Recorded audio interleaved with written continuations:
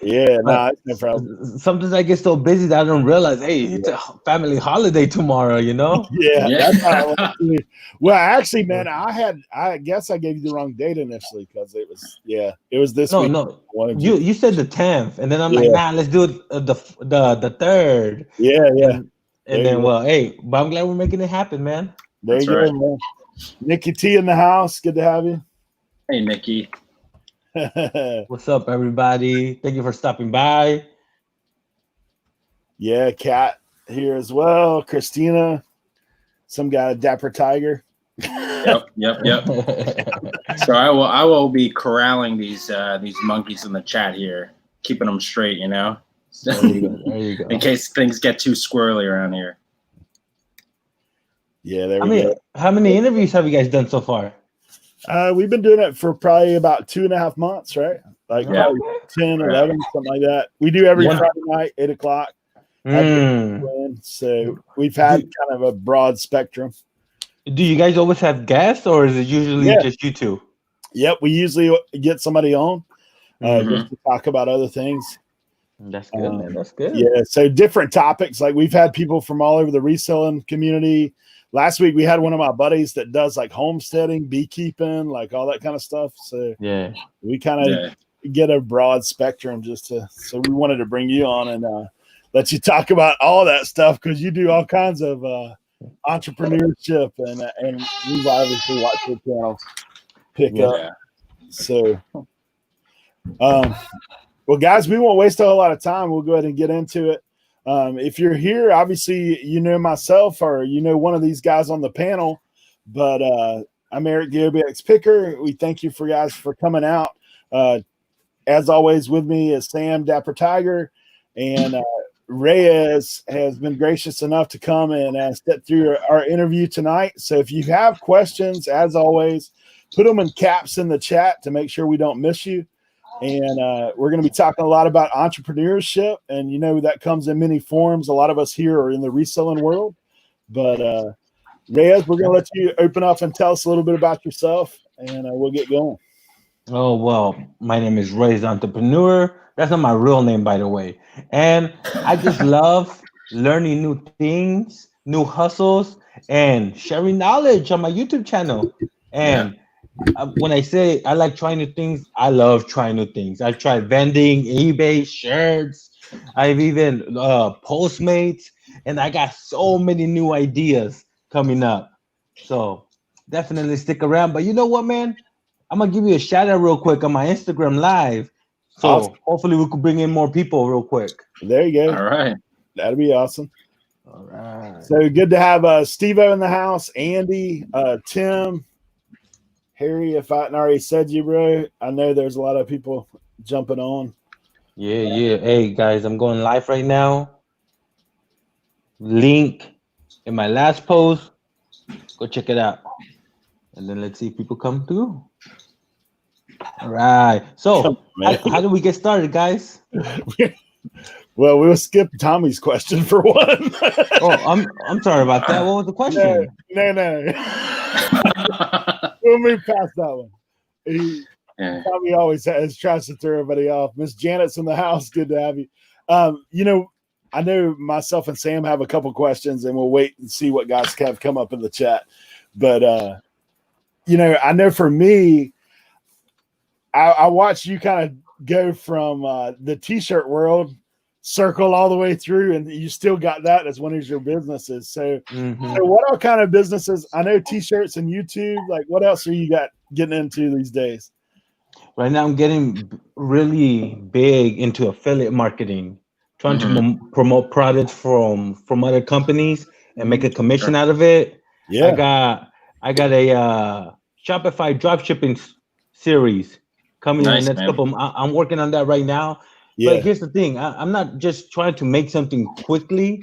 I'm taking time for it to grow, so I could show real results to people. Yeah, but that's the main thing. I have a new series where instead of me doing the shirt business, which I've done multiple times and quit multiple times, I got an opportunity to get a heat transfer printer, hooking up somebody with a heat press, helping them start their own business, and of course, document that as another series because I know what I could do, but can I teach that to somebody else so they could do their own thing? We'll find out. And pretty much what I got going on right now.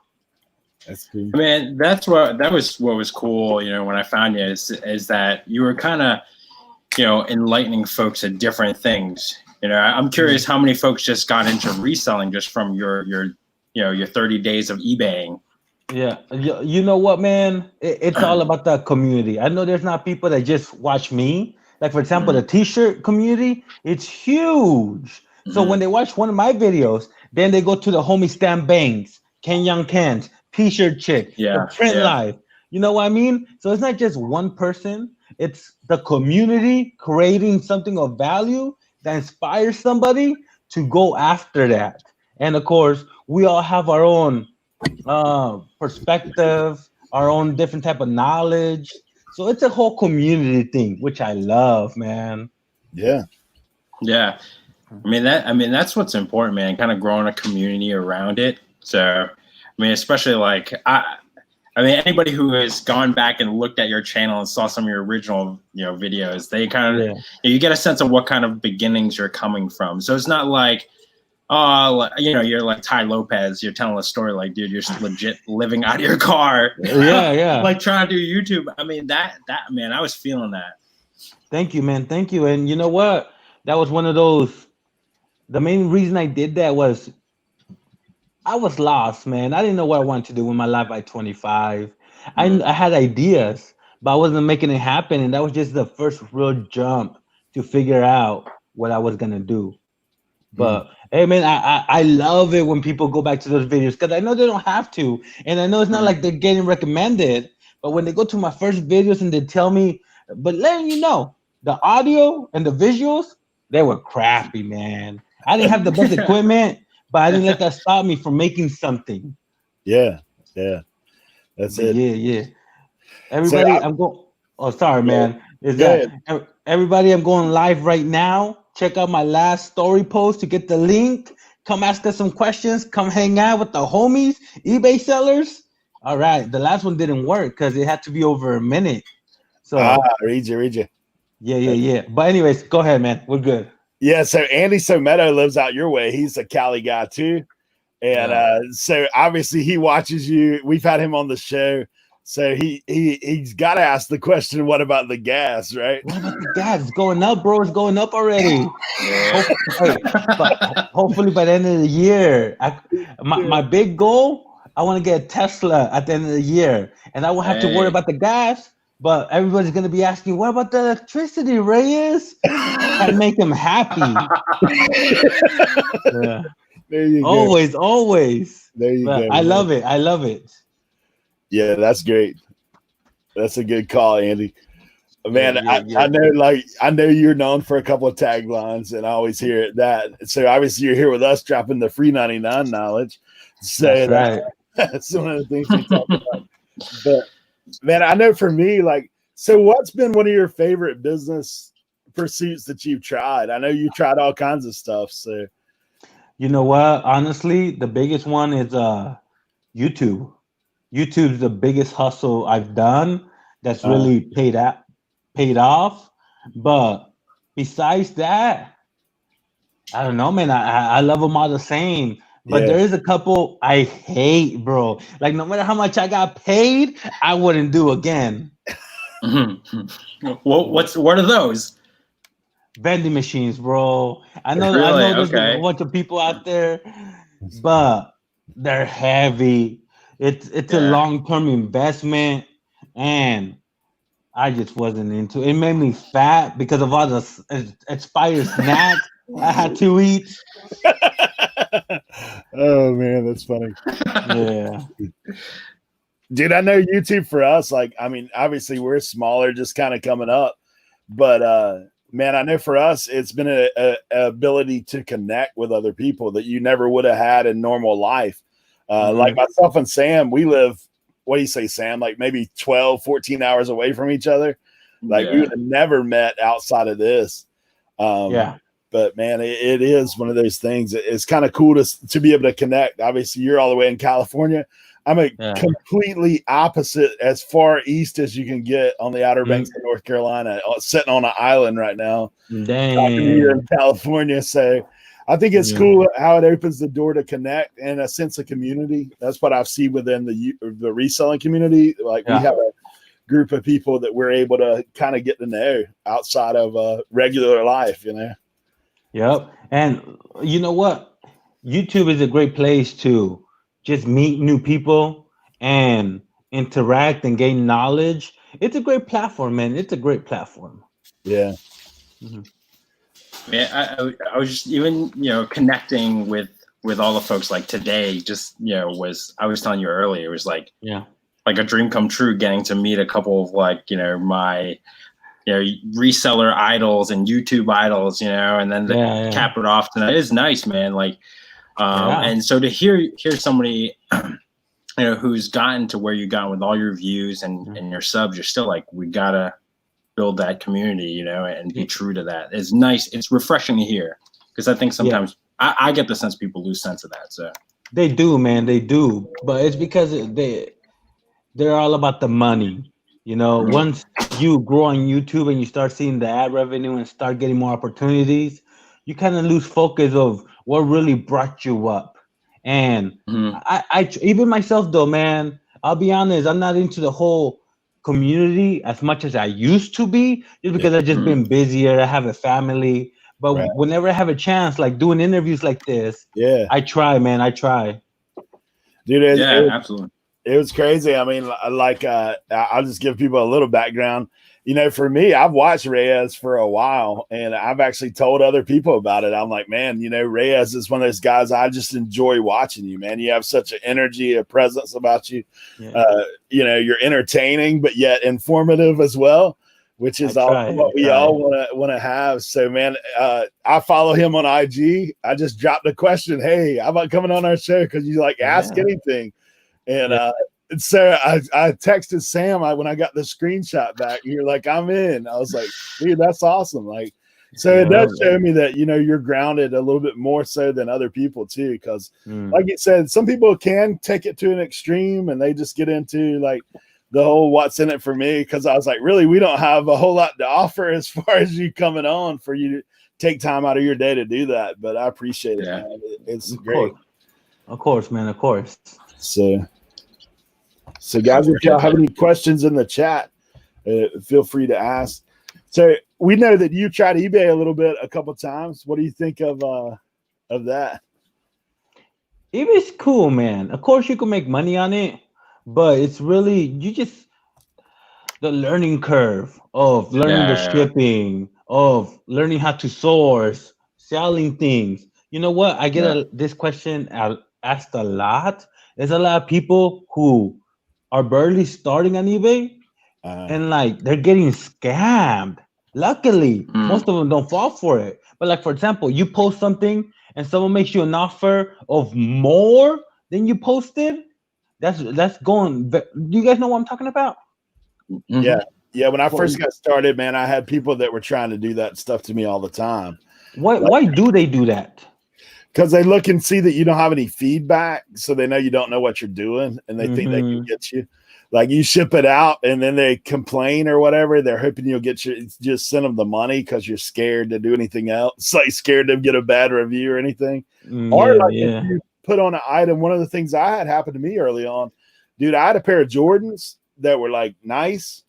So I had this guy message me and say basically he'd pay $100 over what I had it up for sale. And I was like, what? Why would somebody do that? Like it's only on sale for this much. He's going to give me $100 more.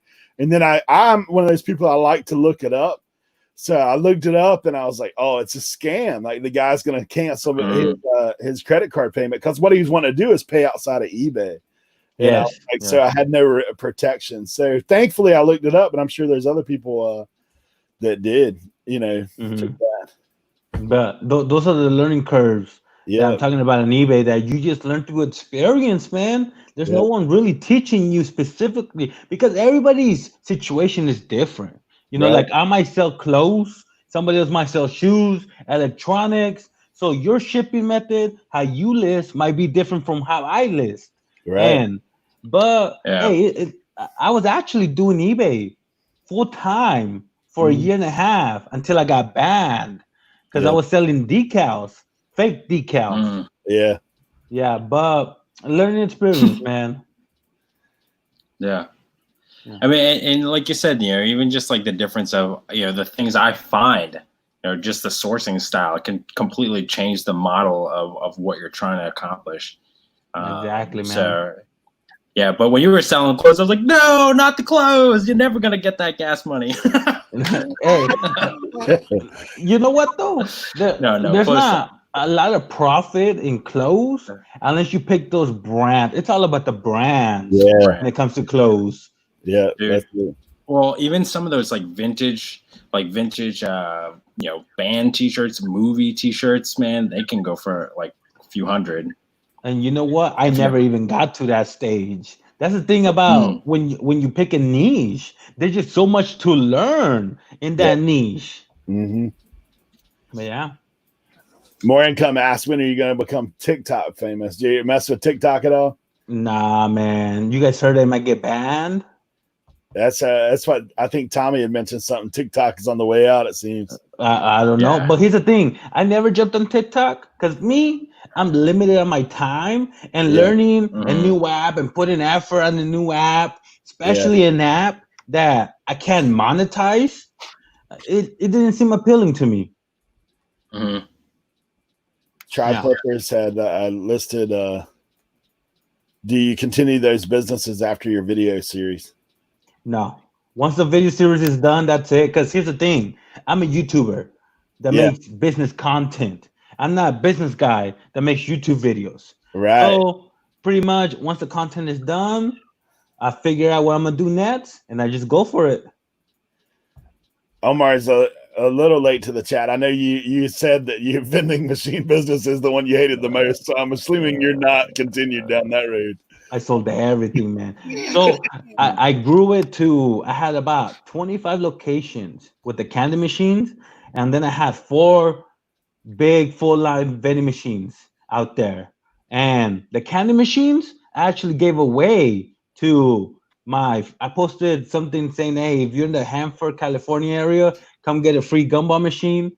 And then the vending machines, I gave them to a friend and I let him make payments on it just because I was done with it, man. I didn't want to continue it. Believe it or not, it's not as passive as people think it is. Hey, Sam, I saw Salvador drop in. I got to run and get a box real quick. So, yeah, for you. All right. Hold it down. Don't worry. All right. Dude, I mean, I think so I guess, in your year and a half, what would you caution, what would you tell somebody who's just starting out? I watched your video, Reyes, like, dude, you got me inspired to do eBay resell. Like what do I need to worry about? For new eBay beginners, but any business beginner in general, take it one step at a time, man. There's a lot of people out there that want to start running and then they just get so overwhelmed and it's so much to figure out at once.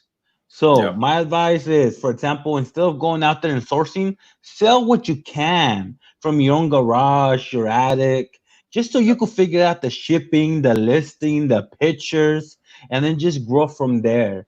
And here's the thing. If you're doing it just for the money, hey, if you're making money, keep doing it. But I like telling people, do something you enjoy, because whether you're making money or not, you're going to continue doing it because you enjoy it. And if you continue doing it, you're going to grow it. And eventually you'll start making money from it. That's right. That's perfect, man. So Ty Bernard wants to know, do you have a team that helps you with your YouTube analytics? Nah, man, it's on me. I have a couple editors, freelancers, that help me out. I used to have an assistant last year, but as the business grew, even myself, I'm still learning. I'm learning what I want from the employees, what I need from them, how to hire better. But anyways, now I got 2 freelancing editors right now, and I just posted a post that I'm looking for a virtual assistant. So well, I'm growing the team little by little, step by step. That's awesome. We're like, how do you envision it? You know, do you eventually want to step away from it? From what, Like the have a YouTube? team? Yeah, like, well, you know, I guess not be like the main feature, right? So if you look at like, let's say, Think Media, right, with Sean Cannell. I don't know if you ever watch him, but Yeah. you know, he was the main guy, and now he's stepped back. You know, and he still does stuff here and there, but you know, I think it's like any business. You know, you kind of run it. You know, you run it for a few years until you can get it automated. You hand it off. So I don't know if you ever thought of that too. You know. Well, my well, I became an LLC this year as a media company, and my big goal is to work with networks or streaming services to produce a show. So I'm kind of little by little, I want to be more behind the scenes. But you know, that's where I'm at right now. And of course, Yeah. I don't have a perfect plan, but that's the direction I'm heading. And that's why I try so many different things just to see what sticks, so I can gain that experience of how to produce something. Yeah. Dude, it's like, it's tough too, especially like even just the art of interviewing somebody, right? Because I mean, somebody asked me about leaving the corporate world, and the short answer is happiness. Like, it was just happiness. Like, I was earning six figures, but I was just not happy. What were you doing? I'm a doctor of physical therapy. So I worked, you know, I was working closely with professional athletes and D1 collegiates. What? So that was awesome, man. Like, you know, as far as being close with celebrities and you know, watching that dude on the TV score a touchdown, you know, right after surgery, and like, he wasn't even really supposed to be playing that year, you know, and, you know, watching that person progress. But, you know, I also got joy out of somebody who like maybe lost their leg for some reason, and then we have to help them learn how to walk again with a prosthetic. You know, those things were rewarding. Because like, you know, I think the nature of things, like I was pushed to do things that like I wasn't comfortable doing for the sake of money. And it, you know, it kind of robbed me of I guess the purity of how I viewed patients. You know what I mean? Like it changed. You know, it's just I went from, you know, valuing a patient and their care to the dollar. And it was the nature of that. And I hate looking at people like they're a dollar sign and how I can convert them into into monetary gains. Like I get that's how business is. I understand that's how medicine has come to be. But, you know, like I don't want to treat my treatment table like a dining table at a restaurant. Like, get them in, feed them, get them out. Like, on to the next. And sometimes, you know, in the speediness of today's world and the blinding glare of money, like we lose touch and you know, I think we lose the caring aspect in medicine. And I was having a hard time with that. And I also I wanted to have a family. I wanted to grow a family. So I mean, like you know, I mean, like you're doing all this, right? It's for your family, right? Whether it's they can live a little bit better, whether it's so your kids never have to know what it's like to sleep in their car. Yeah. You know, like I never want my kid to feel cold at night or hungry, you know, at night, like I had to. You're absolutely right, man. That's and it takes tough choices like that. And not everybody's gonna understand what you're trying to do. But honestly, you just gotta keep following what you think is right. And eventually it's gonna pay off, man. It always does. Yeah. Hey guys, I got a quick commercial interruption because I saw my man Sal in here. Dude, I won this off of Sal's channel. He did an Instagram giveaway. And so I just got this thing in the mail, this sweet tape gun, which as a reseller you use all the time, red, white, and blue. And Sal sent me a very nice note and talking about just him getting started. He actually volunteers with some nonprofit for homeless youth. And so Sal, man, I want to give you a shout out while you're in here on our channel. And I'm going to drop Sal's link. Dude, if you're not subscribed, he's put out one video. But, man, I would love it if you guys would be supportive and go ahead and jump on him. Go ahead and subscribe and hit him up, man. So I know he's on Instagram as well. but I just dropped his channel link right there in the chat. So guys, thank you, Sal, for the tape gun. That thing's awesome, man. I'll be shooting a video using it. So how did he make that? He makes custom, or he just did it? Like it's custom, man. He painted that rig. Like it's that's hand painted. Like I can actually smell a little bit of paint on it. So that's nice. Yeah, it's sweet, man. It looks like that wrap on the back side, but he painted that rig. Mm-hmm. Sal, you need to look up Bob's Vintage on Instagram and hook him up with a tape gun. Just saying, he's been using Scotch tape for a little while, and I don't know, might change his game a little bit. Really, that's funny. Hey, so Thrift Beast Chris, man, he asked about Reyes. Will you be releasing your own brand of chanclas soon?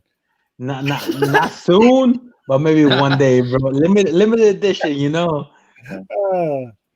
Yeah. Hey guys, thank you for subbing Sal, man. That's great. Let's see.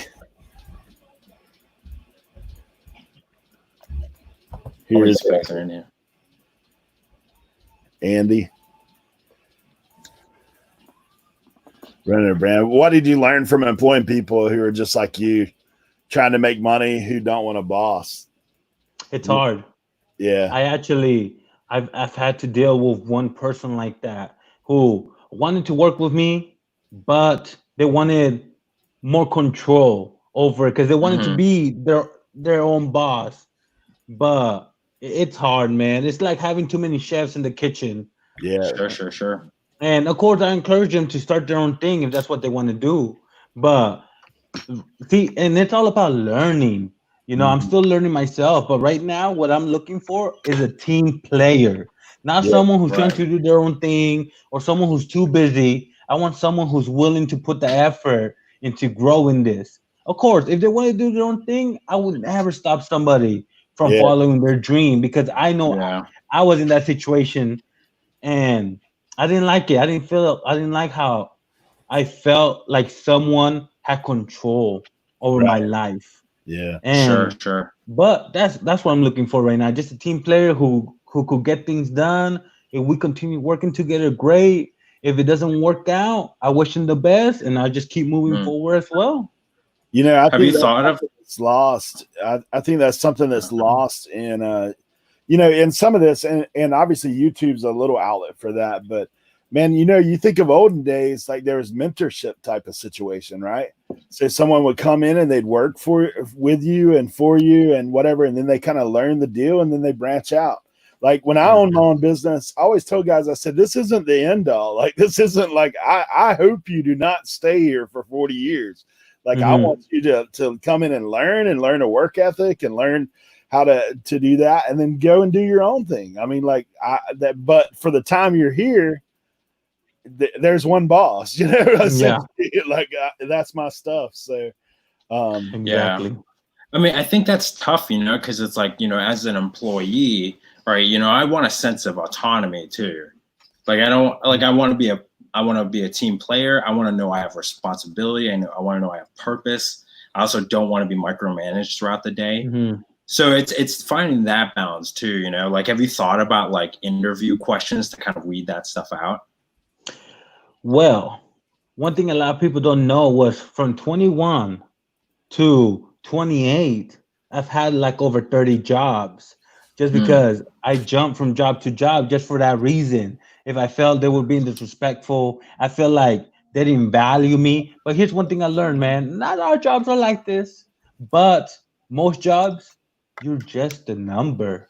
You're just there to make them money. They don't care about you. If you get sick, what? They're going to come bring you soup? No, they're not. But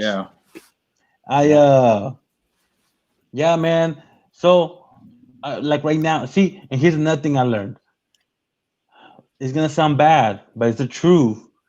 Giving inexperienced people a shot is not worth it, man, because they don't have the experience needed for the job, which was my mistake the first couple of hires. I hired people because I liked them or I wanted to give them a shot. And then when it came down to work, it beat me in the butt. So now I'm looking for somebody who has the experience. But here's another thing from the employer, which is me, the boss. You need to know what you need that person for. Like, remember how I said I had an assistant before? After an assistant, he's gonna be able to do phone calls, customer service. He's gonna be able Right. to learn graphic design. It doesn't work like that because now maybe they're not interested, or maybe they just don't have the skill. So when if you're gonna hire somebody for specific position that they're gonna be able to accomplish, and that's gonna be easier because if they have the experience, great. And if they don't, you have to move on. One thing I learned is no matter how much you like a person, if they're not doing the job well, you're only hurting yourself and your business by keeping them on, you know. Yeah. But as I say, I'm still growing, I'm still learning, but I'm trying to build my team little by little, man, little by little. That's what people have always told me, and I know from having my own business for a little time that the big thing is hire people for the things you don't want to do. Like hire things for the people that where your weakness is. That's where you need to hire some expertise, because like I don't need someone who's just like me, because if I hire somebody just like me, it's not as effective. But if I hired somebody that could take care of the things that I don't want to do, or the menial task, you know what I mean? Like the things that ain't really making you the money. Like they're things that got to be done, but they're not critical to whether you make $1 or not. You're absolutely right, because actually one thing I hate is messages. I hate, don't get me wrong, I do when I can. Yeah. But I just hate looking at all the messages I have. I dread it, man. I'm like, I don't want to reply back to everybody. And then since I'm trying to grow like my new series, the series Ride Along, where I have to find new entrepreneurs, I hate reaching out to people. So virtual assistant, number one thing I want them to do, reach out to people, man. And let's see how it goes. Hey, if you're ever interested in Macari, I'll give you a shameless plug right here for Sam. He's the Macari man right there. Yeah. That's what's up. Hey man, it might be worth giving a shot for 30 days and see if you run into the same scammer problems. You know what though?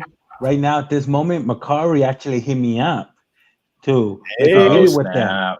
But let them know. Nah, they gotta pay me, bro. They're going to do like a free trial, free promotion. Nah, bro. Here's the thing: a lot of companies hit me up and they just want to send me products. Yeah. Nah, man. It's all about them. When it comes to business, hey, it's money, bro. Yeah. So I'm waiting on them to reply back. So we'll see, man. We'll see. Get it. But like, dude, if they had to pay to get their ads in front of everybody's eyeballs on YouTube, so I mean, all the views that you command, there's a dollar sign in front of that, so I mean, it's the next move. I feel like they have to be reaching out to social influencers. I've been feeling that for like the last 2 weeks now, so I'm not surprised. And they are, man. Companies that want to keep growing, they're adapting to the new way of doing things, which is finding influence. Influence is a huge marketing strategy that works. Yeah. Yeah, they're looking across all the platforms too. I mean, like obviously Instagram, like anything that you have out there, people are looking to see what you got. Little by little, big companies always took YouTubers more seriously. But now even smaller companies are realizing, hey, we gotta get some influence on our team. And that's very valuable. And hopefully they do. Because that means more money for all of us. Yeah, there you go. There you go.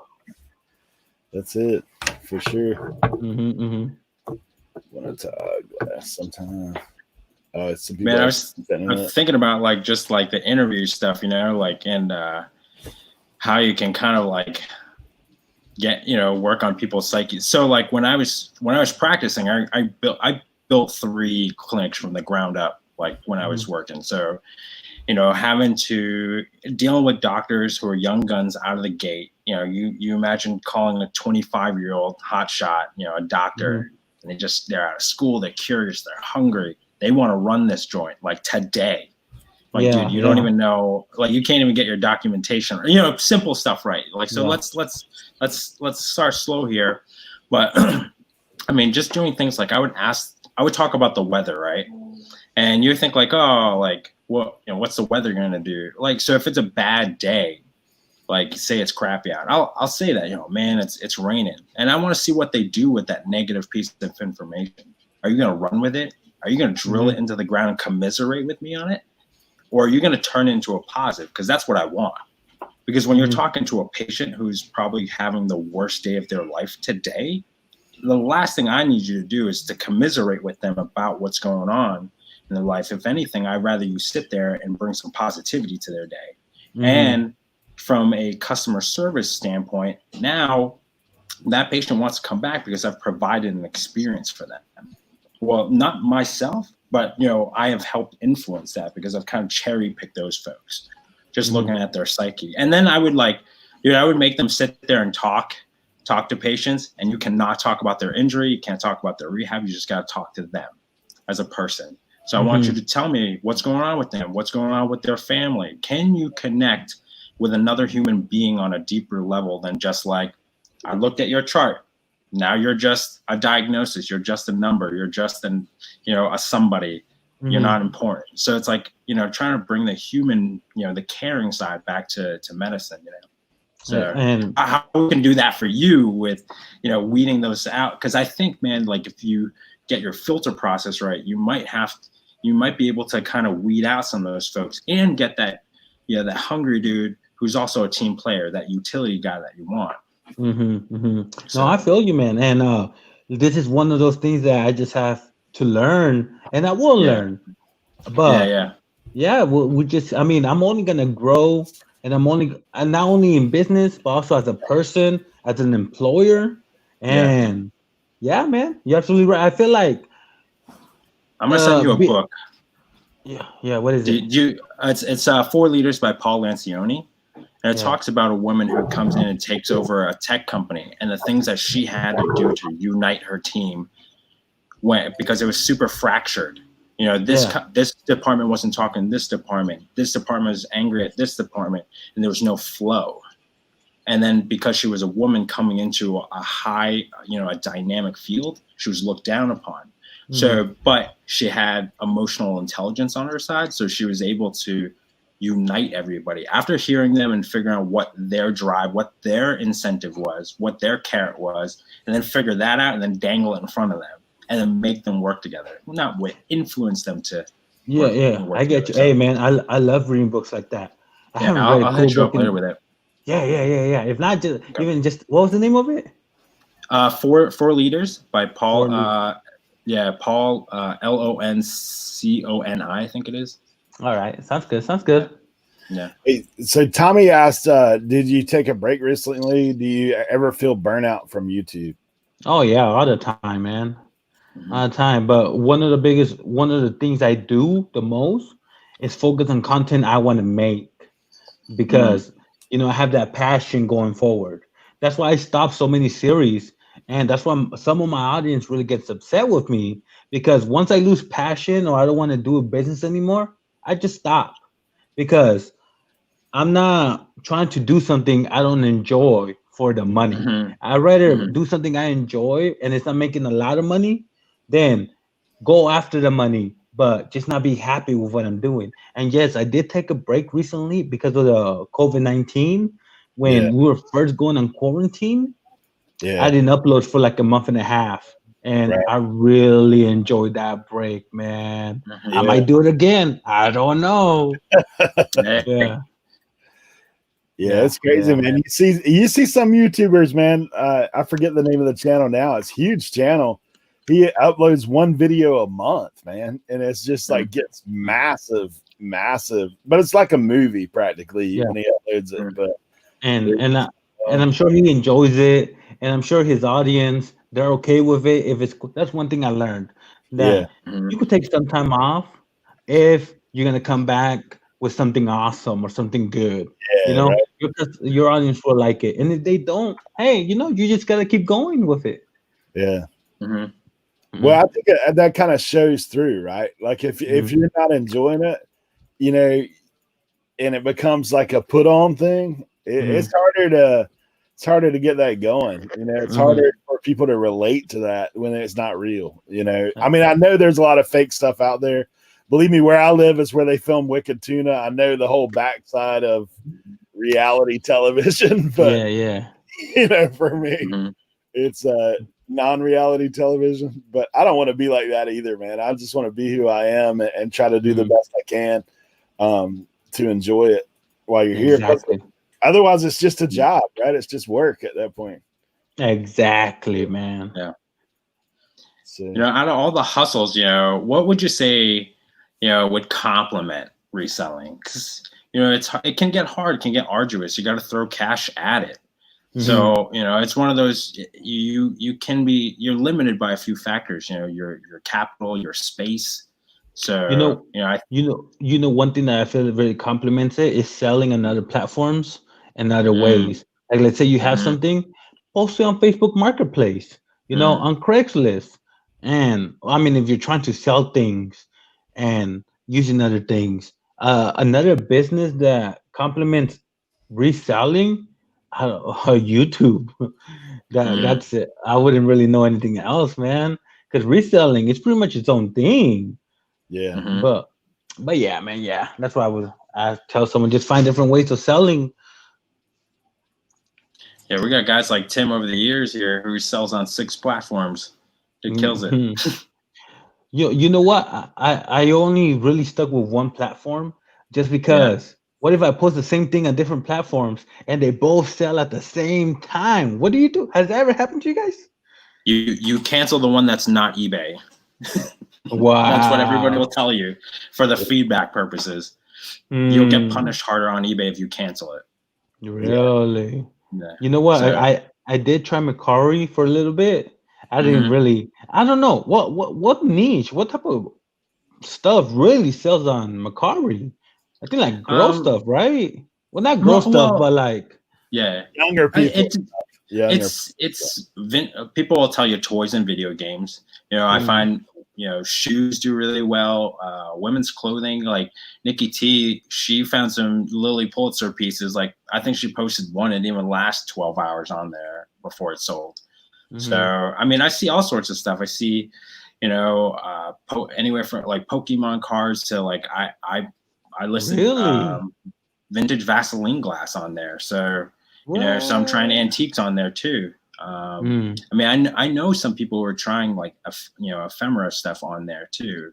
So, and I've seen people put handcrafted stuff. So they're trying to, kind of take over that, their chunk of the Etsy vintage market as well as all the eBayers too.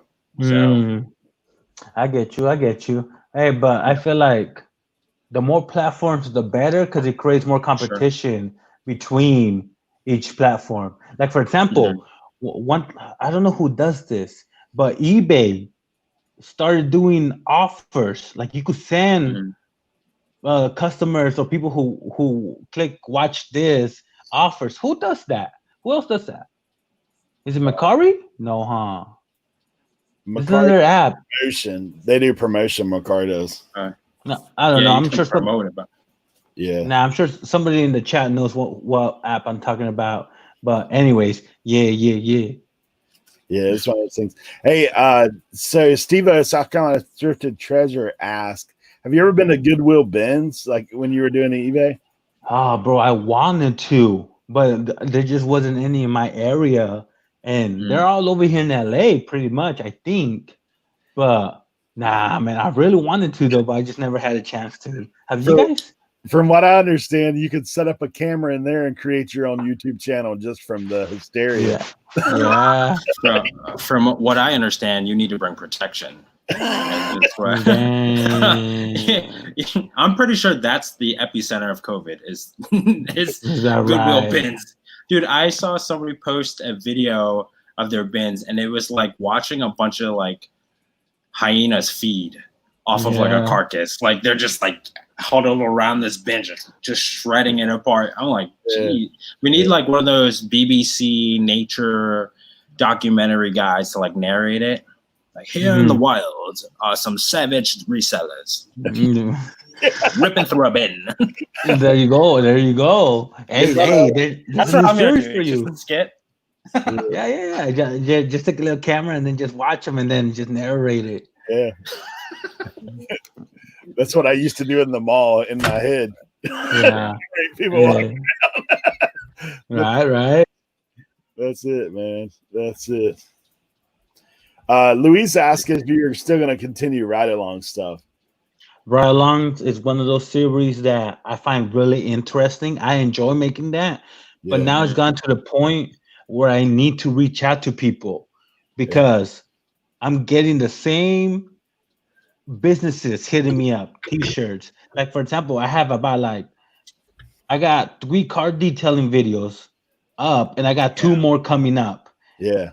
T-shirt people hit me up, eBay sellers hit me up. Yeah. I need to go find those new interesting hustles. Right. But yes, ride-alongs is still continuing, but hopefully with brand new businesses ideas. Mm-hmm. Bro, I feel like you should find like sewers, man. Like how many people cash in on masks? Just sewing masks. Like, yo, grandmas with a sewing machine are crushing it in 2020 right now. I have a friend whose mom, you know, she was making cat toys for one of those cat subscription boxes, right? And she makes decent money, but like once China kind of came into the picture, you know, her profits went down the tank, you know, and it was just her. So, you know, when all the COVID stuff happened, she got some of her contracts back. Once she got that out, you know, she wasn't picking up anything else. Then she picked up like, you know, it was a huge deal, you know, I probably like 10 grand in just like masks. Really? Like just doing, yeah, dude. And she's got industrial sewing machines, so she can probably crank like a bunch out in an hour, you know. So, and she's been around the block long enough. So I'm sure, man, if you find some of those seamstresses and those folks who hustle with a sewing machine, that'd be interesting too. Because I feel like, you know, now folks are more conscientious of like providing for themselves. And you know, I know Andy here, he's all about upcycling clothes and repairing clothes and trying to, you know, kind of counteract like fast fashion. Yeah. And kind of keep some of that stuff out of the landfill. So I think that'd be a cool one for you too, you know, because you know what? I'm always open to ideas. The ride-alongs, it depends on who says yes to jumping on. Because believe it or not, a lot of people don't like showing their methods, their secrets, how much they make, because they have the mentality that they feel they're going to create their own competition. And in some cases, they are. But I'm trying to find that entrepreneur that's confident, not only in their business, but customer service, that they're not afraid of competition. And that's hard to find. But I'm going to find them, man. I'm going to find them. Yeah. Yeah, so if you guys are in, I mean, Andy, I feel like Andy should hit you up. I know he's up to like a bunch of hustles. Andy's still meta, like in that area. Hey, well, hit me up, man. I'm always down to hear ideas out. Yeah. I mean, because like, you know, I think it helps, especially, you know, if you're a local business, right? Like, I think what you did for that landscaper was incredible. You know, just following him and him getting to show you, you know, just, you know, from having a lawnmower to what he grew it into was incredible. So yeah, really cool guy. I still talk to him. Really, that's awesome. Yeah, I figured that'd be some of the hurdle in trying to do the ride along, because I know, like, I mean, most people are that way. They don't want the competition. They think it'll be more, but honestly, I think too, like with some of the smaller guys, I guess they don't understand the power of YouTube too, because, dude, I mean, it's like a mega billboard going out all over the world. So depending on what you're doing, you know what though? Let me be honest about that. Believe it or not, most of my ride-alongs do not get business from the episode. What they do get is followers. So I noticed that it's mainly people who are trying to grow an audience that want to jump on. And I've noticed that's where I'm able to provide something for them in return, which is more exposure to my community to help them grow theirs. But business-wise, believe it or not, nah, man. Unless they're selling, and here's the thing: most entrepreneurs that do the ride-alongs, they're not selling a product, they're not selling a service. Services, you know, so, I mean, like a service that you could sell online or like equipment. They just mainly want to get. They just mainly do it for the clout, for you know, being on a YouTube channel. Right. See, I would. I mean, if it was me, and I don't know, I honestly didn't look at the detail, like when you did Uber with those guys and all that kind of stuff, like Uber Eats. So, I mean, like if it was me and you were riding along with me doing something like that, like I would be like, hey, drop my affiliate link. Like if I'm a Uber guy, let's get all these checkers on Uber, but let them sign up through me. Like, I mean, that's the trade-off. Because I mean, that would be the deal, like But here's the thing about that. I know most people don't expect anything like something huge, but I can't guarantee results. Like I can't tell them, hey, I'll use your link and you're gonna get so many affiliates, because in reality they might not. And I'm trying to be a person that I don't lead people on into believing something that deep down I know is not gonna happen. So, but yeah, man, I'm looking for those people who have a business. So if you have a business, you want to be on a YouTube video, hopefully help you grow your audience, hit me up. Andy, you heard it first from here. There you go. He's already out in Cali. I'm across the U.S., but we have all kinds of weird hustles around here, man. What about like well, I know it's still service industry stuff, but like out here, man, like pool cleaners and those kind of guys, they kill it. Like they're man, the grind, So here's the thing.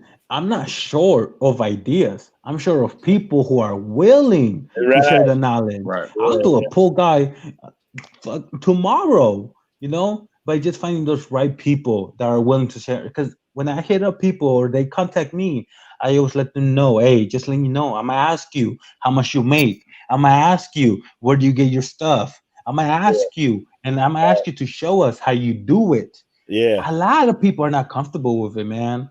And I respect that. Yeah. I mean, that's a lot of it. I mean, it's just like with us in the reselling community. Like if someone's an Amazon seller, dude, it's like a major faux pas to say, hey, why don't you show me what you're selling? I was like, dude, it's done, man. It's done. Yeah, like I'm not gonna do that. Like they're not gonna give away their business to you. But exactly, man. And that's the issue I'm facing. So that's why I'm trying to hire a virtual assistant, just to reach out to hundreds of people, just so I could get a couple to say yes, hopefully. Yeah. Tommy Bernard said doormen at high-end apartment buildings fascinate him. I mean, well, they do get tips. Yeah. See how much they make in a day. Yeah, who knows? Yeah. I mean, the same thing with like what the valets, like those guys do that kind of stuff. Like you never know. Yep, absolutely. Reyes said he would look like fire in your doorman's outfit. You would look like hey, if I ever have the opportunity, I'll do it, man. I'll do it. Here you go. How did you get started when you didn't have much name recognition? I guess are you talking about YouTube there, Try Flippers? Well, I'm assuming you're talking about YouTube. Yeah. And honestly, how did you get started if you didn't have much name recognition? Well, I never focused on the name recognition. I just focused on doing something I enjoyed, which was teaching and making content. And here's the thing, I'm not talking about anybody specifically, but a lot of people have that mentality that, hey, I'm gonna start a YouTube channel in 2 months, 3 months, I'm gonna be able to do it full time. It doesn't work out like that for most people. You have those rare cases, but I didn't do it for the name recognition. I didn't do it for the views. I didn't do it for the money. I was just doing it because I enjoyed doing it and I wanted to grow it. But now that I have the name recognition, you know what, man? To be honest, I still feel like I'm a small YouTuber, still trying to grow something. Yeah. But it's just about doing something you love and doing it for the right reasons and being your real self. You don't even know how many times I go on the ride along and people tell me, hey, you're just like your videos. I'm like, yeah, because I'm not faking it. I'm not putting a persona. It's really me in those videos. So I'm just saying, do it for the right reasons. And if you're doing it for the right reasons, just stick to it. And sooner or later, you'll get whatever you want out of it. Yeah. I mean, that's what I know. A lot of it is just consistency. I mean, that's what you hear from people right on. It's consistency. Like what you're saying, do what you love. I mean, that way it's not a chore. I mean, obviously, I think a lot of one of the things that people need to ask themselves is, what's your goal of YouTube? I mean, what's the goal and how are you going to get there? Like, I mean, if you know you got to put out X number of videos to get X number of views, like that kind of thing, then you just got to grind like everything else. If it's something else, I think everybody who's on YouTube is looking for the secret, right? They're all like, what's the secret? It's kind of like the late night television show, right? Like, hey, if you buy this for $19.99, all your problems will come. Yeah, it's not there. And you know what? Everybody has that mentality, including myself. When I was growing YouTube, I was like, what can I do? Who could I collab with? Who could I message to help me grow my YouTube channel? And then something I learned along the way was that it's just gonna take time. You can't do anything tomorrow that's gonna blow you up, you know. So it's just about sticking with it and patience, man. That's one thing. I remember my history teacher in high school always used to say, hey, patience is a virtue. I didn't care what he was saying until finally I saw it, that just having patience and working towards your goal, it's the game changer. That's the game changer. That's the secret. Just sticking with something and working at it to grow it, and eventually you're gonna grow it. But here's the hard part: when is eventually? When is it gonna pay off? There's no answer to that. I'm sorry, but we had somebody recently within our circle of friends. I don't know if he's still in here or not, but man, he got a major shout out. But here's the difference. Like, I've watched a lot of people get major shout outs who weren't ready for it, right? They hadn't laid the foundation. So when you get that big shout out, like, you may jump up in subs, but because you're on the other side of it, subs don't pay you a dime, right? When it comes to YouTube. It's all about views. It's all about the views. So like this particular guy, man, he had 180 videos out. Yeah. So when he got that shout out, he had a library that people could go and dig into because he'd already laid the foundation, like he'd already laid the work in. So then it's just a matter of time. And we none know when it is, but I know it's just putting in the work like everything else. As resellers, like most of the people in here should know, it requires you listing stuff to get sales. And it's the same with YouTube, I think. Believe it or not, the first 1,000 followers getting monetized, it's the easy part. That you don't make any money when people think, oh, once I get monetized, the money gonna start coming in. It's not. You don't start making the money until you do get the views. But I'm not trying to discourage people. I just want to let them know that, hey, it's you have to do it for the right reasons, number one, and secondly, stick to it. And that's it. If you're doing it just for the money, you're gonna be extremely disappointed. Because I didn't start making hundreds of dollars till I had tens of thousands, and that's just a couple $100s. That's not gonna pay the bills, not gonna take care of the family, but it just do it for the right reason is all I'm saying. Yeah. Never done thrift. I can answer that because I know Reyes isn't much into eBay anymore. But for me, I've only had a couple of sales come from viewers at this point. Some of the other bigger channels, obviously, the more you have, like, the more views you can potentially get. I've had people reach out to me about stuff, but it does help. So it definitely. You know what? I actually had to. That's why I record all my content first now, like with my T-shirt, the eBay, the Instagram. Because if I do mention it, people are gonna go follow it, or they are gonna go buy something. And me, I'm really big on transparency and organic sales.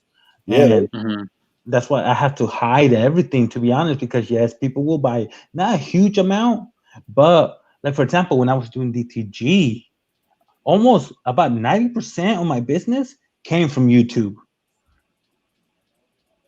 So it does help if you're really trying to grow a business, but for content, it's not that good, because I don't know how you guys feel about it, about other YouTubers who do have a business and then they're teaching people how to do that business, but they're only getting business from the people who are watching on YouTube. You get what I'm saying? Yeah. So I don't know how I feel about that. We see that. I'm always like, it's hard and I know there's other people in the chat that feel the same way. And I know me and Sam have already had this conversation before. it's hard to take someone serious, right? Like if you're looking for somebody to learn from, and you're looking at a guy, like I'm looking at his sales, and it, like 90% of his sales are from that what you're saying. I was like, and then you're looking at him picking and thrifting and doing all the stuff he's doing, and you're saying, big guy, you don't even know what you're doing, but you're trying to tell everybody else how to do it. Like you're just, you know, in high school, we used to call those guys posers. Yeah. I was like, oh, we still call him that. We still call him that. Yeah. You know, like for example, I was doing an Instagram series where there was during the COVID-19 quarantine, and I didn't have nothing to do, and I couldn't start anything else. I'm like, let me see if I could grow an Instagram account from 0 to 1,000. I didn't show the Instagram account until I hit 1,000 because that's what I wanted to show. That's why I made the whole series around. But sure enough, and then of course, people were saying, Reyes, you only got 1,000 followers because of your YouTube channel. But I let them know I didn't advertise it on my YouTube channel. Nobody knew about. I'll be honest. 3 people found it. One guy, he said, "Hey Reyes, I found your secret your secret Instagram." He hit me on the secret. He goes, "I found it." I'm like, "How'd you find it?"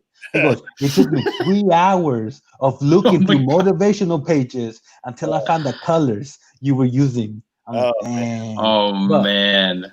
Yeah, but ransom. What was going on? No. Believe it or not, people who go to that stream, they're one of my biggest supporters. Fans, That's how much they want to show love, where they go undercover and they put in the work just to show support. And believe it or not, those are the people that really help me out. They're the reason I keep making videos, because I know they're watching and they're enjoying it, and they're hopefully using the knowledge to grow themselves. That's it, man. That's it. I know that's kind of like me and Sam's thing too. Like we're like, man, obviously we want to grow. This is a business for us as well. I mean, we're not monetized on the YouTube thing, but the whole reason we started this whole interview thing is to help the community, and you know, to bring stuff out of people like yourself that can come in and share some knowledge that helps us all. Because really, if we can make reselling community bigger, dude, it just makes it better for all of us. I mean, I a little competition, but I also like to encourage one another to grow, man. Because if you and I helped you grow, what is it that Jim Rome always said? If you help enough people get what they want, then you get what you want. Like, I mean, that's really what happens. So, well, I mean, you even see like Emily asking, right? Like, does YouTube push you out more if you get monetized? No. And it's like, but I don't think people understand that it's more of monetization, and the money you get is a nice side effect from you creating stuff that people enjoy. You got it. Yeah, absolutely right. I've seen you, and even Jeremy and Georgia. What the hell is you guys are multi-million view channels now, and bringing. Like, you guys could be doing random stuff all day long, right? But it's not. You're bringing some sort of value to folks, whether it's educational, whether it's entertainment, whether it's both. And I think offering that, I mean, today I was talking to Craigslist Hunter, who is he's a multi-million view, 6-figure subscriber channel. Like, and he's, I guess, one of our idols, the bigger celebs, influencers in the community. And he was like, like, I was teaching and stuff like for a while, but it's all about people being entertained. So while they learn, so. You're absolutely right, man. But everybody has to find their own style to do it. Sure. That's one thing I learned, that the successful YouTubers, they find their own style of presenting the type of content they want to make. Yeah, Tesla, man, I weren't trying to offend anybody about the picking thing. What I was trying to say is I've watched people pay way too much for stuff that if say you're a beginner eBayer and you go out and you pay like 75%, like versus what you could get a lot cheaper somewhere else. I mean, that's difficult. It's difficult for someone to make a living like that, especially if you're influencing someone to doing something. So you definitely don't want to be the buy high, sell low guy either. Not to judge folks, but like you do have to have some sense about what you're doing. Yeah, and not running yourself into the ground. So, and not just following what other people say, because like like all those guys that post them big numbers up on Instagram, like no one posts their ROI. Like, what's the return on investment? So, like, I mean, if you're going out and say, "Hey, that guy's killing it," well, he's spending a ton of money, you know. So that's what I'm talking about. I'm not, you know, hey, that guy don't know what he's doing. I walk into thrifts and garage sales, and half the time I miss stuff that people will point out and say, "Hey, you missed that." It's like, I don't know everything, but you know, I know what I'm buying is not gonna lose my shirt on it most of the time. So, That's right. That's right. But that's what we're talking about. Well, man, I know, you know, we were trying to be respectful of your time because you're a busy dude. So we don't want to hold you super long. Final questions for Reyes? Yeah, go ahead, man. And yeah, man, I had fun doing this interview. I love jumping on interviews, meeting new people. Yeah, man. Hopefully we could do this again in the future.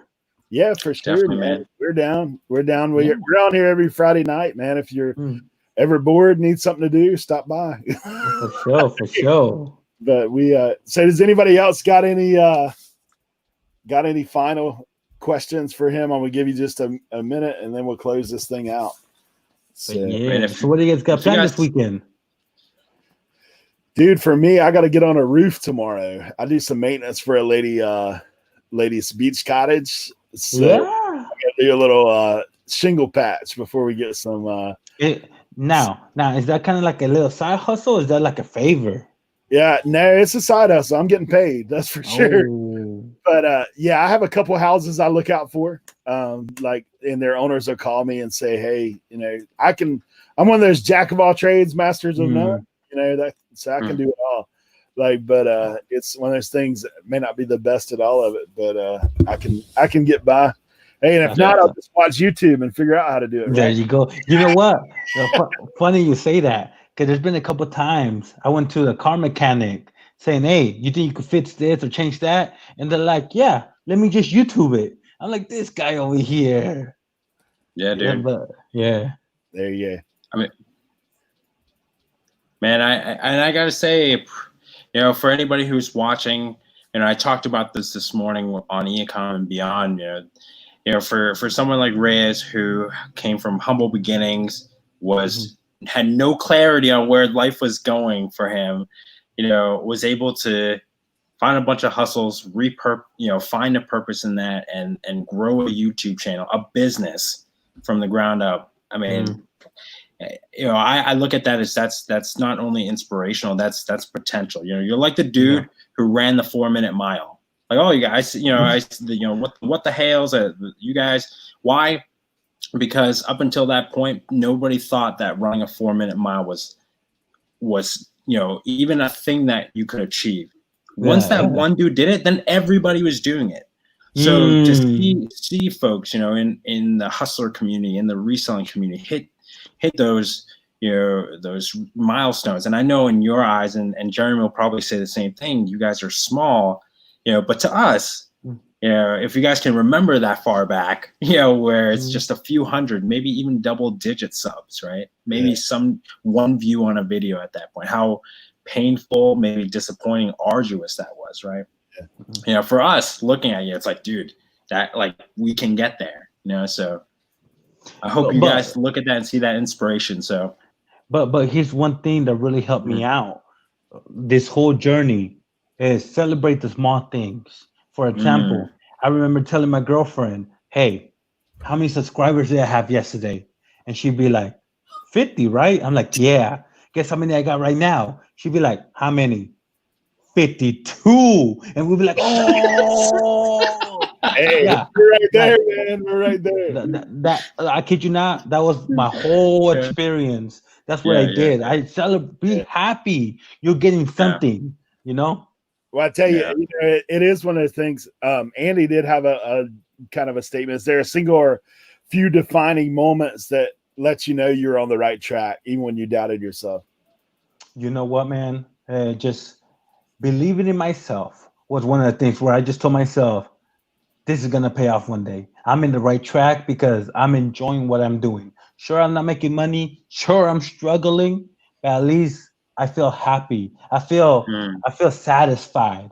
Like, I kid you not, every time I post a video, even to this day, as soon as I post it, I spend about an hour replying back to comments, looking at it, and then I take the whole day off because I'm happy I uploaded a video. Like, I'm satisfied. You know what I mean? Like, okay, now I could relax because I got it done. Yeah. So, yeah, So that's one.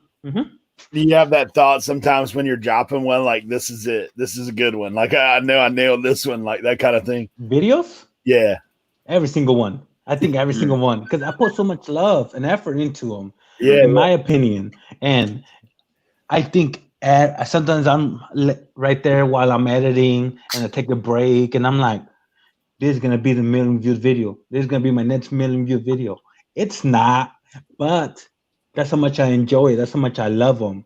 Yeah. That's how much I think of them. But yeah. So what do you say to naysayers and haters, man? You just push past that? Here's the thing. When I was first starting, someone would say a comment hating. I would write like I would write a novel telling them why they were wrong. And then I quickly realized that even if you come, and there's a couple haters that I told them my situation, I told them what I was trying to do, and then they said, "Oh, you know what? I'm sorry I said that. I completely understand. You're a cool guy." But the haters are endless. I try to convince one, 3, 5 more pop up somewhere else. Yeah. So now I let them go. I don't even. I see a comment they're straight up hating. I just move past it and go to the next one. Don't get me wrong. It's like right here in the back of my mind for a little bit. But then here's the thing most people do. You'll get 9 people saying how much they love you, and you'll get that one hater. And most people will focus on that one hater instead of focusing on the 9 other people who are showing you love and actually like what you do. That's but it. 100%, but don't get me wrong. Every now and then, someone says something like that gets under my skin, and every now and then, and I just block them, and that's how I get my satisfaction. Yeah. There you go. I know Jeremy's told us that before with his channel. He's like, dude, he said the drama move. He said that can move down the road. So he just, if you start drama, you out. I mean, man, it's like, and I try and do the Gary V thing and just have empathy for them. Kill them with love. Like, just I've like what not that like I should tolerate it, but like understand like, man, like what unfortunate circumstance have you come upon, where maybe your parents don't love you enough, or something where you're scarred and hurt and traumatized enough where you got to come on to some stranger's chat to make them feel bad so you feel better about yourself. So it's like, yeah. And so for me, to think about it like that, even like if somebody cuts me off, I'm like, that dude didn't wake up in the morning. It's like, you know what? I'm going to piss off Sam today. I'm going to cut him off. They could be in a hurry taking their grandmother to the hospital for all I know. And so, and for me, that is a way to kind of not judge people, not emotionally get attached to words, and, and lead with compassion, and empathy. So, yeah, I mean, I do that in life a little bit more. I mean, on the screen it's tough because, I mean, the other thing too, I do try to look at it, and I mean, obviously, when you get to the point where you have as many followers as what you have, that's all compounded. Like for us, like I get a thumbs down today before I even started this video. I had a thumbs down. Where it comes from, but whatever. Like when I first got my first one, I was like looking at it, but then I've heard other bigger YouTube channels, and I was like, dude, I must be getting somewhere, man. I got a thumbs down. Exactly. You know what? It happens. It happens to me all the time where I upload a video, 4 views, like 3 thumbs down already and 1 thumbs up. But it just, those people, man, they're just people out there like that. And another thing is about the thumbs down, don't take it personal, bro. They just weren't, for whatever reason, they weren't feeling that content, which is fine. But most of the time, we have more thumbs up, way more thumbs up than thumbs down. Yeah, YouTube don't care. They want thumbs up or thumbs down. Like, as long as you're getting emotion out of somebody, that's like all they're worried about.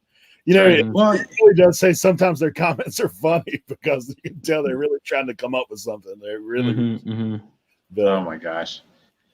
Yeah, what the hell says thumbs down means you're doing something right. Hey, there's a quote out there that says, if you got haters, you're doing something right. Yeah. Mm-hmm. Yeah. That's it, man. That is it for sure. Well, Yep, guys, yep. I know we tried to close. I feel like I'm at church, right? We're going to close again. Yeah. But man, we do thank all you guys for being here. Dave, I saw you just dropped in, bro. We're actually on our way out, but thank you guys for being here. Thank Reyes for being here. I'll let these guys share kind of final words, and then we're going to dip. So thanks for coming in. Yeah, for sure, man. I just want to let everybody. Hey, man. Hey, well, thank you for having me, bro. And everybody out there listening, go after your dreams, make them happen. You're going to go through the struggle, but it's all right. It's all going to be worth it in the end. And I wish everybody the best of luck. Hey, and once again, thank you for having me, guys. Yeah, man. Hey, thank you. If you'll hang out for a second after we end, yep. But go ahead, Sam. Yeah, Reyes, man, thanks for coming on, man. Eric, I appreciate you putting this together. Hopefully, you guys, 36 of you guys in the chat right now, we brought you value. That is our mission every single time. So, until next time, man, do good, live good, be good, stay dapper. There you go. Thanks, guys, for coming in. We'll see you next week. Next week, we have Ginger Marvin coming on, so you won't want to miss that. That's right. She's going to be talking about kittizens. I can't even say Citizens, the word. Yeah. Kathy, yep. So make sure you're in. Thank you all for watching. We will see you next Friday. Yeah.